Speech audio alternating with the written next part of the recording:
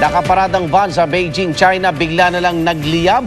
At Harry Potter star Daniel Radcliffe naging alcoholic daw? Narito ang report.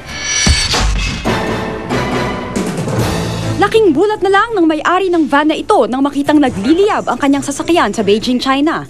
Pero hindi ito inatake o binomba, kundi kusa lang nagliyab. Ayon sa may-ari, dahil daw ito sa matinding init na dala ng heat wave sa China. Agad namang rumisponde ang mga bumbero para apulahin ang sunog.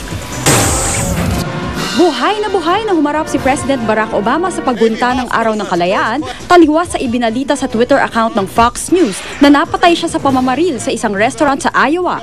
Kasama niya si First Lady Michelle Obama na nagbigay-pugay sa ilang miyembro ng US Armed Forces sa White House. Ayon sa Fox News, na-hack lang daw ang kanilang Twitter account at pinaiimbestigahan na ito. Inalerto na rin nila tungkol dito ang US Secret Service. Sa upcoming issue ng GQ magazine, tahasang inamin ng Harry Potter star na si Daniel Radcliffe na minsan siyang nalulong sa alcohol. Nangyari raw ito habang nagsushoot siya ng ika-6 na Harry Potter film noong 2009. Gusto raw niya kasing maranasan ang lifestyle ng mga sikat, pero sa huli, napagtantong hindi ito akma sa kanya. Tumigil na raw siya simula Agosto ng nakaraang taon at ine-enjoy na lang daw ang simpleng buhay. Para sa saksi, Rosetti Rivera, nag-uulat.